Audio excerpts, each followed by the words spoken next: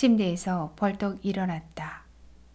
아무리 꿈이라지만 꿈에서 깨어난 머리가 어질어질 불안했다. 침대에서 가까운 경대 위의 전화기에서 수화기를 들었다. 꿈에서 놀란 가슴이 쿵쿵거리며 뛰는 게 느껴졌다. 전화기에 다이얼을 돌렸다. 너무나도 선명한 악몽이 마치 수빈의 위급한 소식을 전하는 듯했다. 불길한 예감이 자꾸 들었다.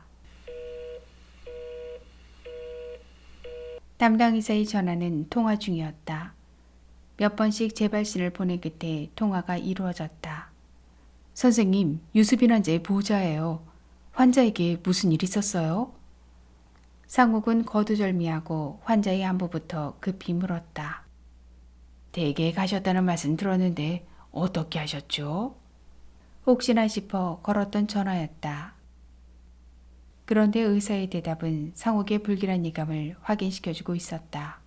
아무래도 위급한 상황이 벌어진 것이 분명했다. 상욱은 온몸에서 힘이 빠졌다. 무슨 일이죠?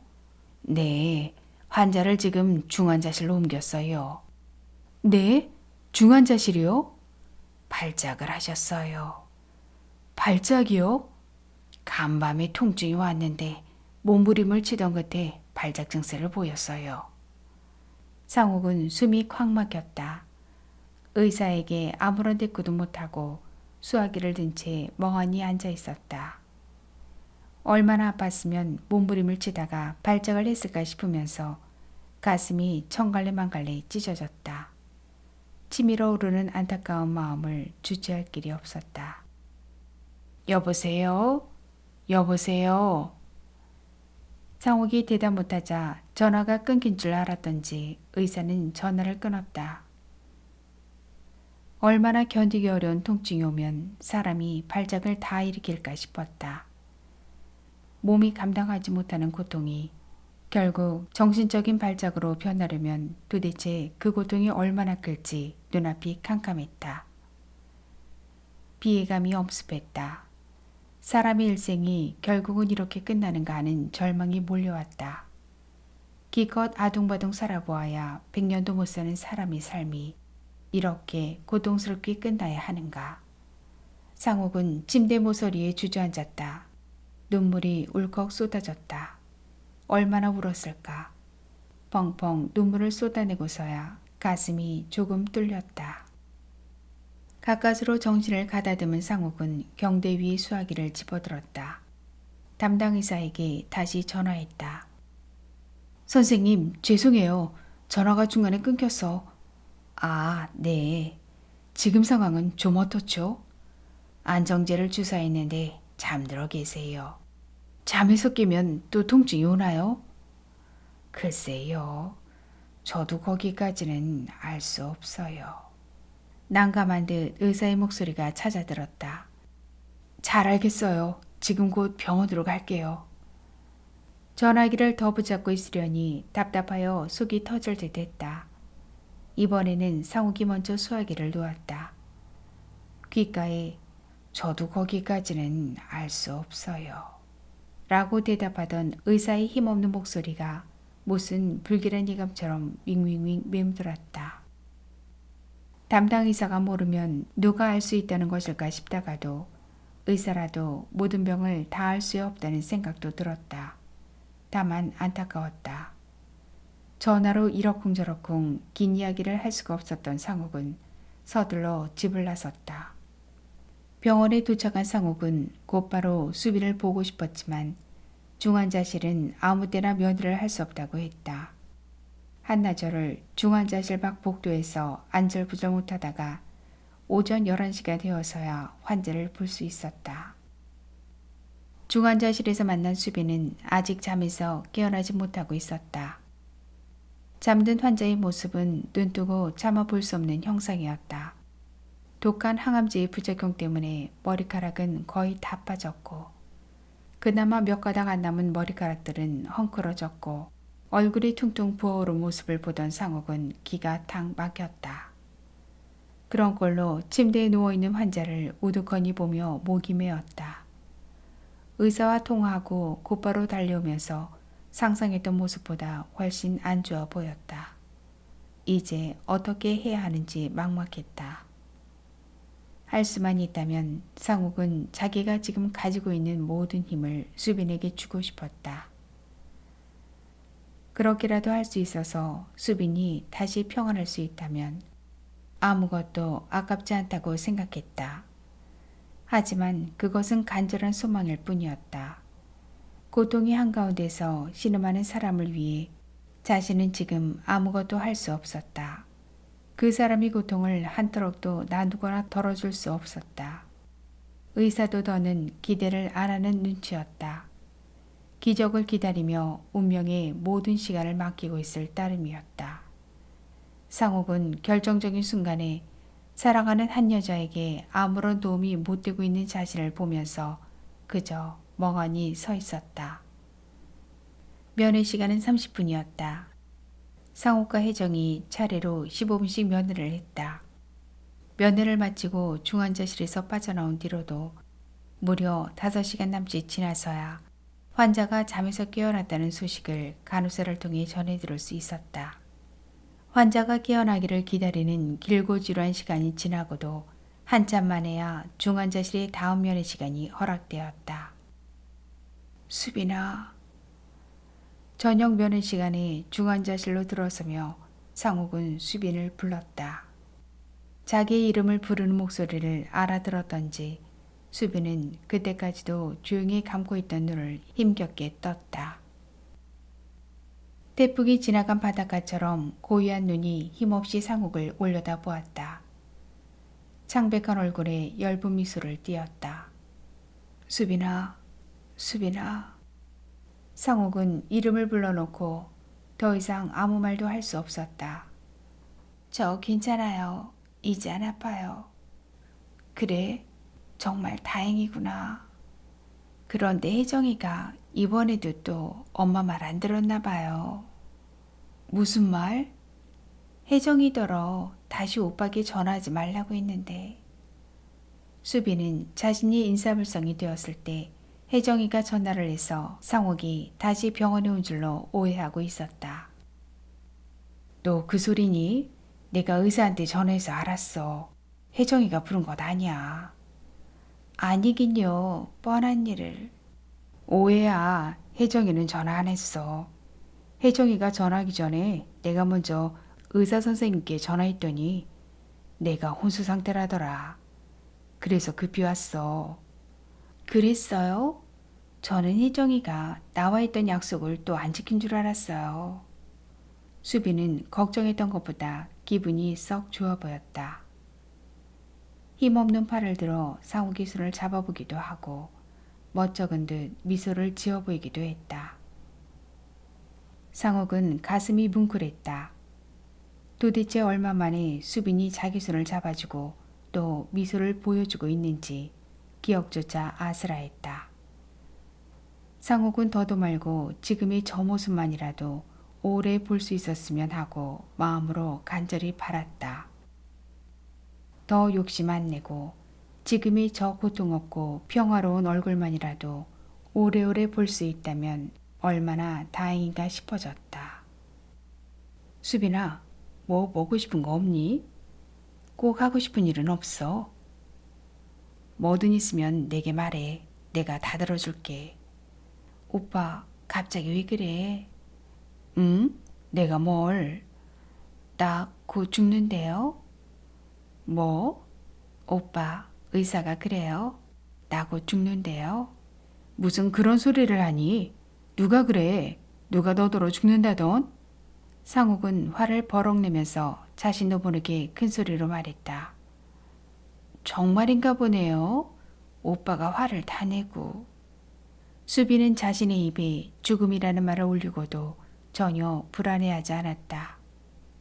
오히려 죽음이 언제나 오는가 싶어서 많이 기다리는 듯 담담해 보였다. 고통으로부터 해방되고 싶은 열망 때문이었을까? 아니, 이제 얼마 못 살고 곧 죽는다는 사실을 이미 예감하고 체념한 때문일까?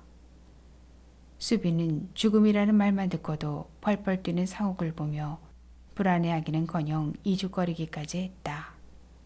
말해주세요. 나 얼마나 살 수 있대요? 화가 자꾸 치밀었다. 그렇다고 상욱은 환자에게 화를 낼 수 없었다. 모처럼 기분이 좋아져서 농담처럼 꺼내는 환자의 말을 탓해 무엇 하나 싶어졌다. 상욱은 수빈에게 차라리 맞장구를 쳐줘야겠다고 생각했다. 의사에게 물어봤는데 너 말이야. 앞으로 100년도 더 살 수 있다더라? 오빠, 그걸 지금 말이라고 해요? 나 요즘 하루 한 시각도 이렇게 못 견디겠는데. 뭐라고요? 앞으로 100년이나 더 살 거라고요? 그런데 말이야. 앞으로 100년을 더 살고 싶으면 명심해. 평소에 먹고 싶었던 거나 하고 싶었던 일을 다 해야 한다더라. 그러니 어서 말해. 먹고 싶은 거 있니? 하고 싶은 게 뭐야? 하나도 빼지 말고 말해봐. 농담처럼 이죽거리며 상욱을 대하던 수빈은 갑자기 말문을 닫아버렸다. 이내 얼굴이 굳었다. 왜 그래 갑자기? 또 아파? 아니에요. 그런 게 아니고. 그럼 뭐야? 아, 왜 사람 놀래키고 그래? 오빠. 수빈이 목소리는 뜻밖에도 침착했다. 이죽거리던 아까와 전혀 다른 목소리로 수빈은 상욱을 다시 불렀다. 오빠. 응, 왜 그래? 나 알아요. 얼마 남지 않은 거. 그런 소리 마. 의사 선생님이 그랬어. 많이 좋아지고 있다고. 그래요? 수빈은 엷은 미소를 지었다. 수빈아. 모처럼 웃음을 보이는 수빈의 미소는 자신의 생명이 이제 얼마 안 남은 사실을 모두 알고 있다고 거듭 속삭이고 있었다. 상욱은 가슴이 미어졌다. 괜한 생각 좀 하지 마. 틀림없이 건강해질 거야. 마음 약하게 먹지 마. 용기를 내. 그럴게요. 그런데 오빠, 조금 전에 오빠가 한 말 정말이세요? 내가 뭐든 하고 싶어 하면 다 들어줄 수 있어요? 정말 다 해줄 수 있어요? 그럼 뭐든지. 염치 없지만 꼭 하고 싶은 게 하나 있기는 있는데 이런 몸으로 가능할지. 수빈은 상욱을 보다가 눈길을 들어 천장을 잠깐 보았다. 뭐든 말만 해. 뭐든. 아니에요. 제가 괜히 딴 생각을 했어요. 뭔데 그래? 이 몸으로는 무리예요. 당치도 않아요. 세상에 불가능은 없어. 뭐든 다 사람의 마음에 달린 거야. 무엇이든 말해봐. 내가 내 부탁 못 들어주겠니? 무슨 일이라도 다 할게. 두 사람의 눈이 마주쳤다. 침묵이 잠깐 흘렀다. 오빠, 나 어디 좀 다녀올 수 있어요? 여행? 네, 여행이라고까지 할 수 없지만 죽기 전에 꼭 가보고 싶은 데가 있어요. 상욱은 대답을 못했다. 수빈이 죽기 전에 꼭 가보고 싶다는 데가 도대체 어디일까 궁금했지만 더 묻지도 못했다. 상욱은 입술을 깨물었다. 수빈이 지금 상태로 여행은 아무래도 불가능해 보였기 때문이었다. 그렇죠. 역시 안 되죠. 난 왜 아직도 철이 안 드는지 몰라요. 어떻게 그런 생각을 다 할까요? 여행이라니요. 오빠, 미안해요. 괜한 부탁을 드렸나 봐요. 글쎄, 그게 가능할지. 알아요. 마음에 드지 마세요. 그냥 한번 해본 말이에요. 수빈은 힘겨운 듯 눈을 꼭 감았다. 순간 두 눈에서 눈물이 주르르 흘렀다. 상욱은 수빈의 눈물을 보자 가슴이 답답해졌다. 입원한 지 벌써 3개월이 지났다. 환자의 상태는 좋아지기는 고사하고 시간이 갈수록 더 악화되어 갔다. 한치의 희망도 안 보였다. 불길한 예감과 극한의 통증 속에서 병세는 급진전했다. 통증은 매번 그 강도가 심해서 발작을 일으키기까지 했다. 하루에도 몇 번씩 생사를 찢는 아픔에 시달리고 있는 환자를 두 손 놓고 우두커니 지켜봐야 하는 보호자들은 보호자들대로 마음의 충격을 받고 있었다. 고통과 절망의 시간 속에서 수빈은 탈주하고 싶었던 것일까? 병원을 떠나 어딘가 멀리 가보고 싶어하는 눈치였다.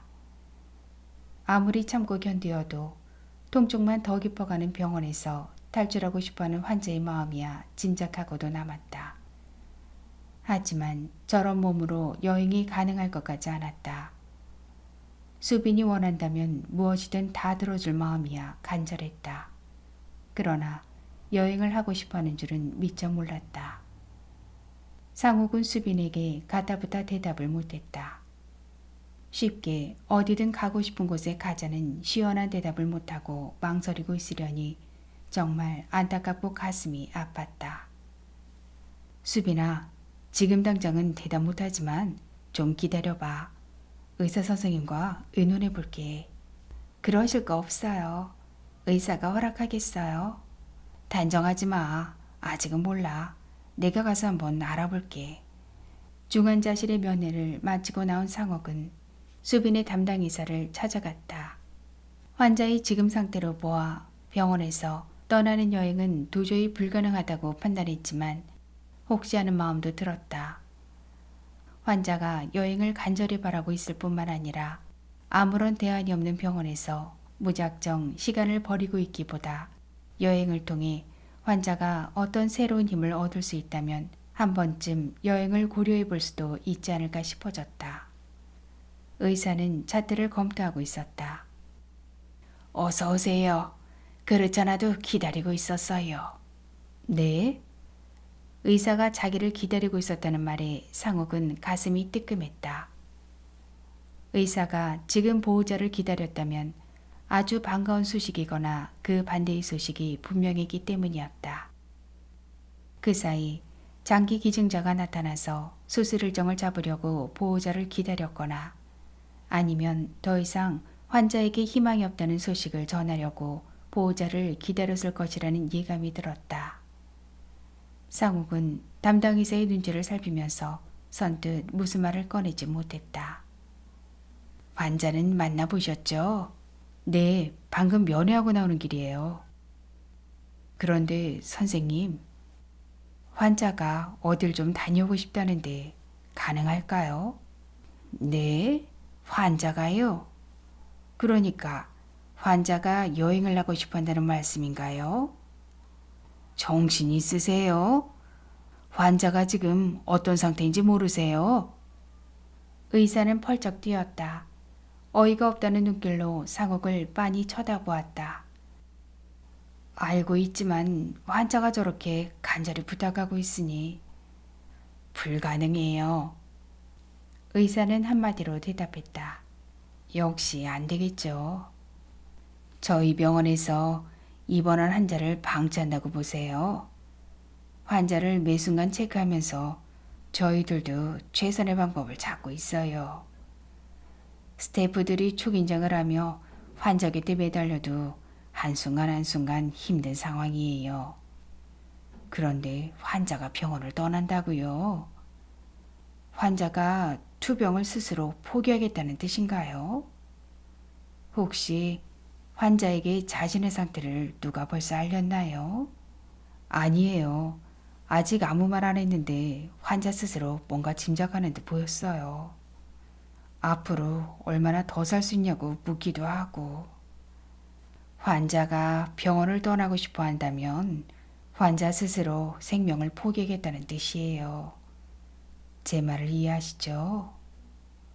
알겠어요. 여행은 없던 것으로 하겠습니다. 다만 몇 가지 환자에 대하여 제가 알아야 할 일이 있어요. 말씀하세요. 알고 싶은 게 무엇입니까? 짐작은 하고 있지만 그 짐작이라는 게 그저 막연해서 그래요. 신장 제공자가 안 나타나면 환자는 정말 회생이 불가능한가요? 정확하게 알려주세요. 언제까지 기다려야 하는지. 또 무작정 기다리는 그런 막연한 처방이 아니라 보다 구체적인 다른 대안은 없는지 알고 싶어요. 저야 아직 희망을 버리지 않고 있어요. 하지만 신장 기증자만 기다리고 있다가 끝까지 제공자가 안 나타나면 그때는 환자가 얼마나 더 살 수 있는지 이제는 알아야겠어요. 가족들이 앞으로 환자에게 무엇을 어떻게 해야 하는지도 알아야겠어요. 의사는 낯빛이 창백해졌다. 곤혹스러운 표정으로 침묵할 뿐이었다. 선생님, 뭐라고 말씀 좀 해주세요. 상욱은 의사를 재촉했다. 의사로서는 차마 대답하기 어려운 말을 하라고 하시네요. 의사는 더듬거렸다. 차마 하기 어려운 대답이 무엇일까를 짐작하며 상욱은 절망했다. 하마터면 불쑥 주저앉을 뻔했다. 다리에 힘이 빠지고 가슴이 뛰었다. 차라리 묻지 말아야 좋았을 질문을 했다고 후회했다. 의사로서 차마 드리기 어려운 말씀이지만 어떤 이변이나 기적이 없는 한 환자는 앞으로 한 달을 못 넘길 듯해요. 최선을 다하고 있지만 아무래도 어렵겠어요. 이변이나 기적이요? 그럼 병원 측에서는 기적을 기다리고 계세요? 그런 거예요? 물론 기적은 흔히 있는 일도 가능한 일도 아니지요. 그러나 생과 사의 갈림길에서 사람들은 기적을 기다리기도 해요. 최후의 바람이겠지요. 마음이 위안이라고 할까요? 도대체 그게 무슨 말이죠? 최후의 바람이요? 그럼 이제 신장 이식의 기회도 놓쳤다는 뜻이에요? 솔직히 그렇습니다. 환자의 현재 상태로는 신장 이식을 받을 수 없어요. 가장 시급한 것이 신장 이식이었는데 그 시기도 놓쳤어요. 너무 늦었어요. 몸의 다른 부위로 전이가 급진전했거든요. 이제 어떻게 해볼 방법이 없어요. 의사는 수빈의 사형 선고를 했다. 상욱은 올 것이 오고야 말았다고 생각했다. 의사에게 묻지도 듣지도 말았어야 좋았을 사실을 확인했는가 싶기도 했다. 아무것도 모르는 편이 차라리 마음이라도 편했을 거라고 생각했다. 수빈아, 어떻게 하니 불쌍해서. 수빈아, 이제 널 어떻게 하니. 가슴 한복판에서 회오리 바람이 휘몰아쳤다. 지적을 분간할 수 없는 차가운 겨울 안개가 회 안의 강풍을 몰아왔다. 한동안 넋을 놓고 서 있는 상욱의 눈에 하염없이 눈물이 솟구쳤다. 목이 메었다. 아무 말도 아무 생각도 할 수 없었다. 그저 멍하니 서서 눈물만 흘렸다. 한동안의 침묵이 흘렀다. 선생님, 왜 이제야 그런 말씀을 하세요? 제가 물었으면 그냥 아무 말씀 안 하실 셈이셨어요. 너무하세요. 사실은 그 일로 오늘이나 내일쯤 두 분 보호자와 상담할 계획이었어요. 김 선생님이 마침 제 방에 지금 오셔서 따님보다 먼저 알려드리는 것이에요. 따님도 따로 만나볼 생각이고요. 그럼 환자에게도 알려야 할까요? 두 분 보호자께서 판단하셔야죠. 선생님, 그럼 지금 환자는 신락하던 희망도 없이 죽음을 기다리는 상황인가요? 환자가 병원에서 나가면 당장 죽습니까? 꼭 그렇다고 단정 지을 수 없지요. 하지만 위험해요. 특히 여행은 무리예요. 무리라니요. 멍하니 죽을 시간만 기다리기보다 더 무리가 있을까요? 환자를 당장 퇴원시키겠어요. 아무 대안도 없는 병원에서 죽음의 시간을 기다리느니 차라리 밖에 나가서 며칠만이라도 환자가 하고 싶은 거 하게 하고 싶어요. 네? 퇴원해서 어쩌려고요? 환자가 원하는 일을 하게 돕겠어요. 환자 자신이나 보호자분 뜻이 그러시다면 그렇게 하십시오. 그러나 지금 당장은 안 돼요.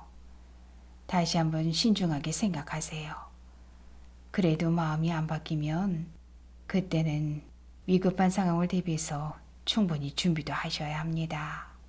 알겠어요. 할 수 있는 모든 준비를 먼저 한 뒤에 퇴원하죠. 무엇을 어떻게 준비해야 하는지 말씀해 주세요. 의사는 상욱에게 환자가 위급했을 때 어떻게 대처해야 하는지 알려주었다. 의사나 간호사가 없는 병원 밖 상황에서 환자를 돌보는 데 필요한 물건들도 챙겨주었다. 환자를 간호하는 방법도 이것저것 자세히 설명했다. 준비할 일이 생각했던 것보다 훨씬 많았다. 순간순간 매우 신중하게 대처하지 못하면 의사가 지금 예측한 앞으로 한 달이라는 시간보다 훨씬 빨리 환자가 위급한 상황을 맞을 수 있다고 경고했다. 상욱은 의사의 지시사항들을 노트에 메모했다. 이해가 안 되는 내용은 의사에게 묻고 또 물어보았다. 그러면서 상욱은 너무 무모한 짓을 하고 있지는 않은지 자신에게 반문하기도 했다. 그러나 상욱은 그 무모한 일탈을 멈출 수 없었다. 기왕에 정해진 시간이었다. 철정 없는 감옥 같은 병원의 침대에서 멍하니 죽음을 기다리다 떠나느니 무모하더라도 차라리 환자가 지금 가장 하고 싶은 무엇을 하도록 해야 한다고 판단했다.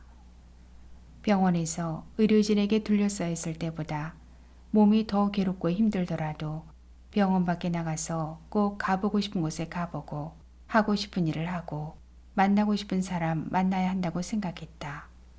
그것이 수빈을 위하는 최선의 길이라고 믿었다. 수빈이 소원이라면 무엇이든지 모두 들어주고 싶은 마음뿐이었다.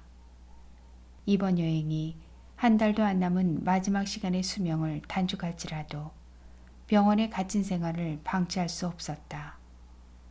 더욱이 마지막 생명을 불태우고 있는 수빈의 마지막 뜻이기도 했기 때문이었다. 의사를 만나고 나온 상욱은 혜정을 만났다. 혜정아, 어머니 퇴원하신다. 네? 어머니가 얼마나 편찮은지 너도 잘 알지? 처음 입원했을 때보다 너무 안 좋아지셨어. 그런데 왜 퇴원하세요? 치료비 때문이에요? 혹시 이제 치료가 불가능하대요? 혜정의 눈에 눈물이 그렁그렁 고였다. 눈물이 금방이라도 흘러내릴 듯 했다. 신장 제공자가 나타나도 수술을 못 받는데 체력이 너무 약해서 수술받기 어렵대. 또 이식을 받는다 해도 별 도움이 안 된다는구나. 시간이 너무 늦었대. 그럼 우리 엄마 돌아가시는 거예요? 마음의 준비를 해야 해. 때가 온 것 같아. 안 돼요. 불쌍한 엄마를. 아저씨, 엄마를 어떻게 해요? 혜정은 두 손으로 얼굴을 감싸고 머리를 숙였다. 어깨를 들썩였다. 흐느껴오는 울음소리가 이내 돋아났다. 흐느껴오는 혜정을 우두커니 보던 상욱은 가슴이 저렸다. 서름이 북받쳐서 펑펑 우는 혜정을 바라보던 상욱은 문득 동해의 푸른 바다가 밀려오던 하광정의 마을이 떠올랐다. 상욱은 가을비가 추적추적 내리던 밤에 하광정에 도착했고 수빈이 살던 집의 대문을 두드렸었다. 얼마 두드렸을까? 한 사내가 대문을 열어보았고 수빈은 사내의 뒤에서 내다보고 있었다. 끝내 아른 채를 못하고 돌아 나오고 말았다. 그 대문 앞에서 듣던 가을비에 추적거리던 소리가 지금 상욱이 귓가에 들리는 듯했다. 혜정의 울음소리와 하강정의 가을비 소리가 함께 들렸다. 그날 그 가을비 속에서 오빠라고 부르던 목소리가 환청처럼 다시 들려왔다. 빗속에서 상욱이 목에 매달려 있던 수빈이 목소리와 혜정이 북받치는 울음소리가 번갈아가며 들렸다. 상욱은 이내 고개를 가로저었다. 혜정아, 눈물 거둬라. 너도 슬퍼하지 마. 나도 너만큼이나 가슴이 아파. 통곡하고 싶어. 하지만 어쩌니? 사람의 힘으로 안 되는 일이야. 죽고 사는 것은 하늘에 달렸다더라. 어머니를 이제 하늘에 맡기자. 너무 슬프지만 눈물을 아껴야 해. 하늘에 어머니를 맡기고 어머니가 살아있는 동안에 우리가 할 수 있는 것을 찾아야 해. 어머니가 바라는 대로 모두 해드리자, 혜정아. 어머니께 제가 뭘 해야 해요, 아저씨? 나도 아직은 모르겠어. 지금은 특별히 할 일은 없을지도 몰라. 당장은 태어나는 그날까지 어머니 잘 모셔. 알았니? 언제 태어나세요? 기왕이면 빠를수록 좋겠지만 태원 전에 준비할 일이 많아. 이것저것 챙기려면 일주일은 걸릴 거야. 담당 의사와도 그렇게 의논했어. 준비 마치는 대로 퇴원시켜드리자. 저는 뭘 준비해요? 넌 여기서 간병하고 있거라. 준비는 내가 할게. 태어날 때까지 어머니 앞에서 울면 안 돼. 알았지? 슬퍼하는 모습 보이지 마라. 밝고 명랑하게 간병해야 해. 이튿날 오전의 면회 시간에 상옥과 혜정은 번갈아 가며 중환자실에 들어갔다. 면회 시간 직전에 통증이 있었는지 환자의 얼굴은 온통 땀두성이었다. 태풍이 지나간 바닷가처럼 수빈의 눈빛은 고요했다. 수빈과 눈길이 마주쳤다. 상옥은 처절한 아픔을 나누거나 덜어주지 못하면서 아무 대책도 없이 하루하루 생명을 단축해가는 수빈을 바라보고 있어야 하는 자신이 너무 무기력하다고 느꼈다. 가슴이 아파서 견딜 수 없었다. 수빈아, 오셨어요? 이제 곧 태어날 거야. 의사 선생님께 허락받았어. 그랬어요? 통증이 지친 탓일까? 수빈은 힘없는 목소리로 대답했다. 너 태어나기 전에 준비할 게 좀 있어. 그래서 며칠 밖에 나갔다 올 거야. 기다릴 수 있지? 네. 다녀와서 너랑 여행할 거야. 내가 그랬지. 너가 하고 싶은 일이면 무엇이든 들어주겠다고. 내가 의사한테 졸라서 허락을 받았어. 어때? 좋지? 내가 거짓말한 것 아니지? 오빠한테 정말 미안하긴 뭐가 미안해. 그런 생각 하지 마. 며칠만 기다리고 있어. 빨리 돌아올게. 상욱은 서둘러 병원을 나섰다. 해화동에서 전철을 탔다. 창동에서 의정부 가는 기차로 바꿔 탔다. 기차가 도봉산역에 잠깐 멎었을 때였다. 차창밖 도봉산을 무심코 내다보던 상욱이 귓가에 어린 학생들이 왁자하니 웃는 웃음소리가 들렸다.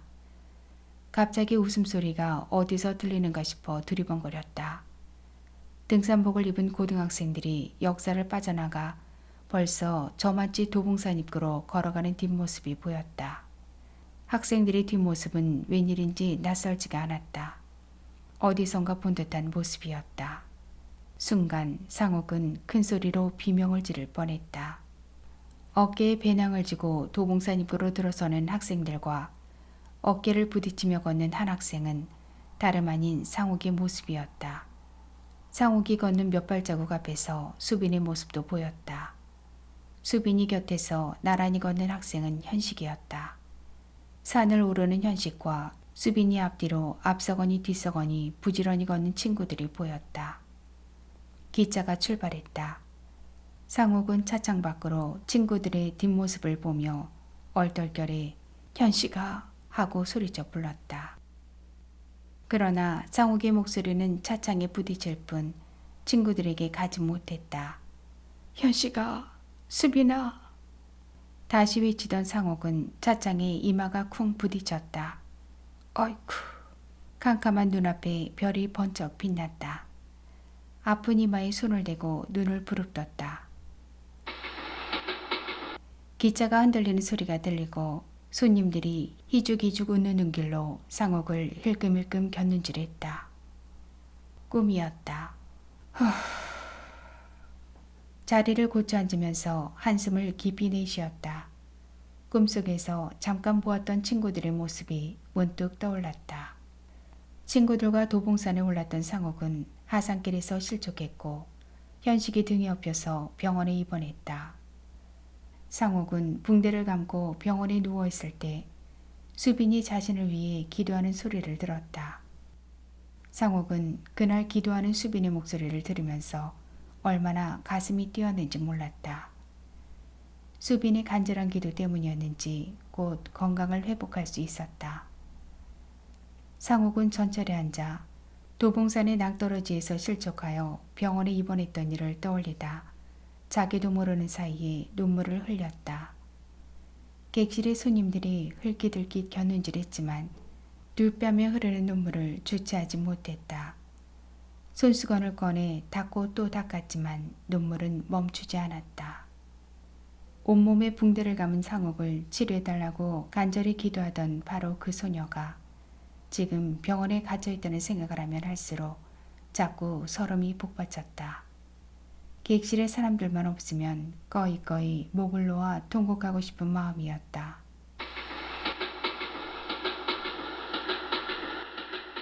도봉산을 끼고 달리던 기차는 어느덧 의정부역에 도착하고 있었다.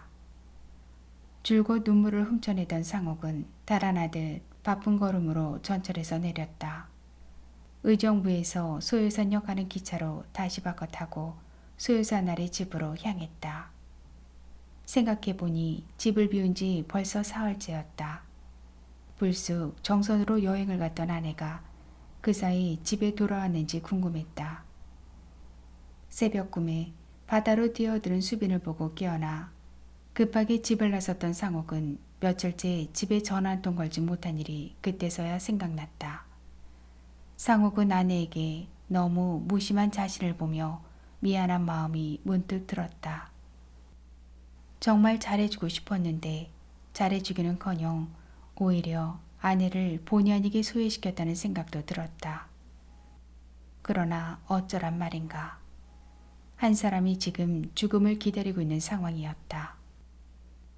아내의 가슴이 많이 아플 줄이야 알지만 그렇다고 죽어가는 사람을 모른 척하면서 아내의 비나 맞출 수는 없는 노릇이었다. 정말 과거에서 벗어나야 한다고 마음을 먹었고 또 그렇게 아내와 새로 시작한 가정에 충실했지만 바로 그 시간에 한 사람의 목숨이 쓰러지고 있었다는 생각을 떨쳐낼 수 없었다. 수빈아, 미안해. 과거를 잘라내고 마음 편하게 조용히 살자고 결심했던 일들까지도 지금 생각하니 모두 수빈에게 미안할 따름이었다. 상욱은 아내의 가슴이 아무리 아파도 지금은 어쩔 수 없다고 판단했다. 살아있는 사람이야 나중에 기회가 오면 상처를 위로받을 수 있다는 생각도 했다. 목숨이 붙어있는 한 훗날을 기약한다지만 수빈은 지금 죽어가고 있었다. 당장은 아내에게 어떤 질책을 받더라도 상욱은 잃어버린 첫사랑 때문에 끝내 돌이킬 수 없는 길로 접어든 수빈을 외면할 수 없었다. 상욱은 수빈이 자기가 아닌 다른 남자를 만났다면 행복하게 잘 살아갈 사람이었는데 어쩌다 남자 한 사람을 잘못 만나 결국은 오늘의 상황에 이르렀다고 생각했다. 첫사랑의 기쁨을 송두리째 잃고 방황하면서 그토록 오랜 시간 얼마나 가슴이 아팠으면 죽을 병을 얻었을까 생각했다. 슬픔은 생때 같은 사람의 생사를 찢어냈고 생살이 뜯기는 통증에 시달리던 시간들이 쌓이고 쌓여서 이제 생명의 마지막 불꽃을 사르고 있는 수빈이를 위해 무슨 어려운 일이 있더라도 최선을 다해야 한다고 다시금 마음을 다잡았다. 생의 마지막 순간들이나마 위로하고 싶었다. 소유산이 집에 도착하여 초인종을 눌렀다. 초인종이 몇 차례 울렸는데 아무 기척이 없었다. 상욱은 주머니에서 열쇠를 꺼내 대문을 열었다. 마당에도 현관에도 인기척이 없었다. 안방도 상욱이 며칠 전 집을 나설 때의 모습 그대로였다. 아내는 아직 정선에서 돌아오지 않은 모양이었다. 여행에서 안 돌아왔는지 잠깐 어디 외출했는지 확인할 수 없었다. 하지만 집안의 상황을 봐서는 아내가 아직 여행에서 돌아오지 않은 듯 보였다. 상욱이 서두르며 집을 나설 때 아무렇게나 어질러 놓은 그대로 이부자리며 옷들이 널브러져 있었다. 집에 아내가 없다는 사실을 확인하고 상욱은 휴 한숨을 쉬었다. 아내가 집에 있었다면 이런저런 정황을 설명하든지 이리저리 둘러댔어야 했을 텐데 당장 그럴 필요가 없었기 때문에 홀가분한 마음도 들고 안도감도 들었다. 그러나 또 한편 상옥은 고개를 갸우뚱했다. 아무리 상옥이 매번 온다 간다 소리도 없이 외박이 잦았다고 이는 하는 말 한마디 없이 불쑥 정선으로 여행을 떠나더니 여태 집을 비우고 있는 아내에게 섭섭한 마음도 들었다. 물론 상옥이 먼저 아내를 섭섭하게 했고 마음 상하게 한 것은 100번 인정했다. 그러나 마음 한구석은 허전하고 외로웠다. 입이 100개라도 불평을 늘어놓을 입장이 아니었다. 상욱은 소파에 털썩 주저앉았다. 애꿎은 담배만 피어댔다. 줄담배를 몇 대 피운 끝에 머리가 핑하고 어지러웠다.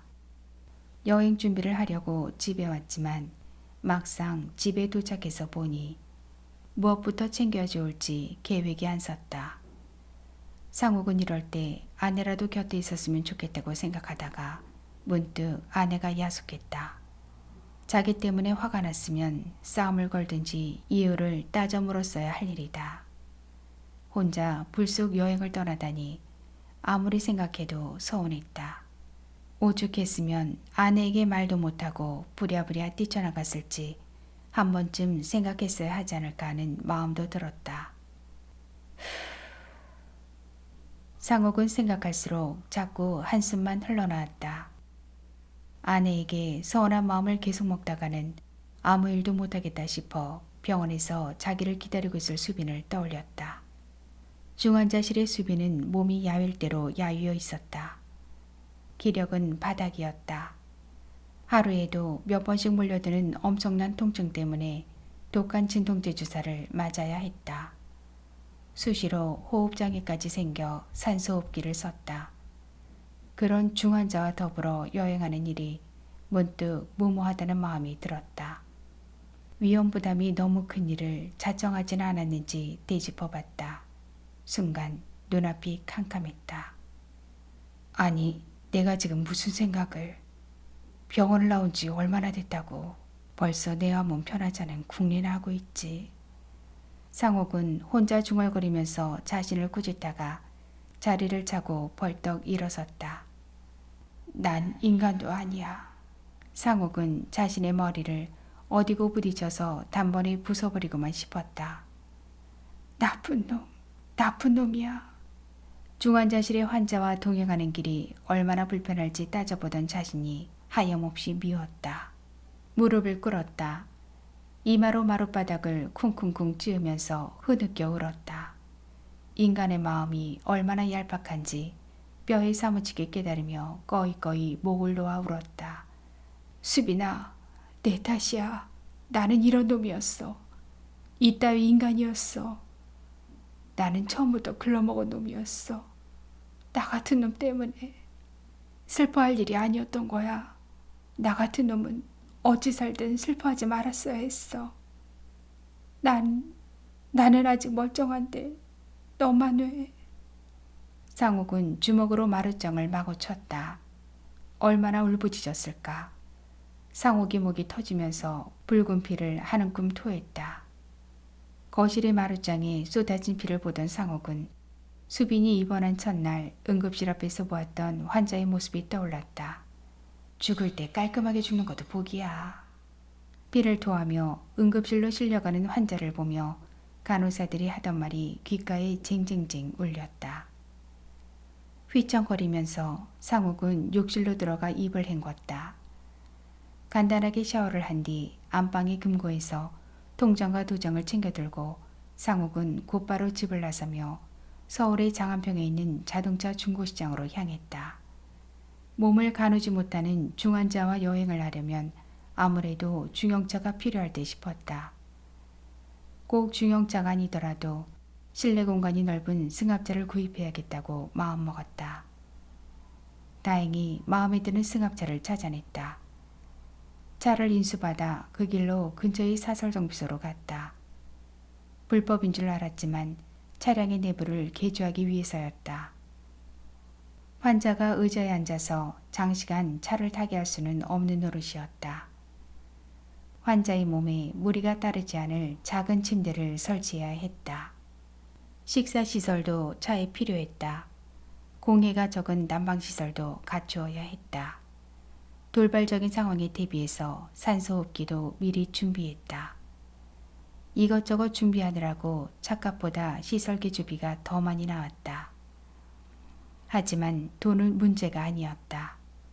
수빈의 마지막 여행을 위해 상욱은 할 수 있는 최선의 준비를 했다. 며칠이나 걸릴까요? 적어도 사흘은 걸립니다. 시간이 없어요. 이틀 뒤에 찾으러 올게요. 사흘도 빠듯합니다. 그래요? 아무튼 서둘러 주세요. 사흘 뒤에 차를 찾기로 하고 정비소가 있는 장안평을 빠져나오면서 곧장 병원으로 갈까 생각했던 상욱은 마음을 바꿔서 소유산의 집으로 향했다. 차를 개조하는 동안 사흘의 시간이 있었다. 그 사이에 집에 소홀했던 일이며 아내의 마음을 아프게 했던 일들을 사과해야겠다고 생각했다. 부랴부랴 부평으로 병원으로 오가면서 아내에게 본의 아니게 속내를 털어놓지 못한 것들을 이제 털어놓고 싶었다. 아내에게 수빈의 일을 전해야겠다고 생각하면서 의정부로 가는 전철을 탔다. 장하평에서 집에 돌아와 보니 아내는 여태껏 집에 없었다. 아내의 핸드폰으로 전화했다. 핸드폰은 꺼져 있었다. 아내와 평소에 가깝게 지내는 친구들에게 전화해 보았지만 친구들도 아내의 행방을 모르고 있었다. 댁에 무슨 일 있으세요? 아내의 친구들은 아내의 행방을 묻는 상욱의 전화를 받으면서 집에 무슨 일이 있느냐고 오히려 걱정했다. 아닙니다. 제가 잠깐 서울에 다녀왔는데 집사람이 안 보였어요. 온다 간다 말 한마디 없이 밖에 나갔다가 며칠씩 외박을 하는 상욱 때문에 아내가 마음이 상한 줄이야 알았지만 그렇다고 꼭 이렇게 나와야 하는가 싶어서 자꾸 화가 났다. 사람 참. 상욱에게 서운한 마음의 상처가 여행 한번 다녀온다고 말끔히 풀릴 일도 아니련만 좀 경솔하다 싶고 또 자기를 못 믿는가 싶어서 서운한 마음이 들기도 했다. 어느덧 날이 저물었다.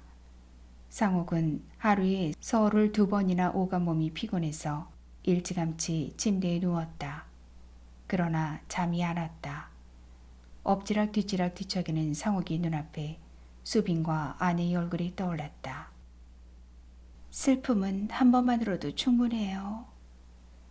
이번 첫날부터 수빈이 상욱에게 줄곧 했던 말이 생각났다.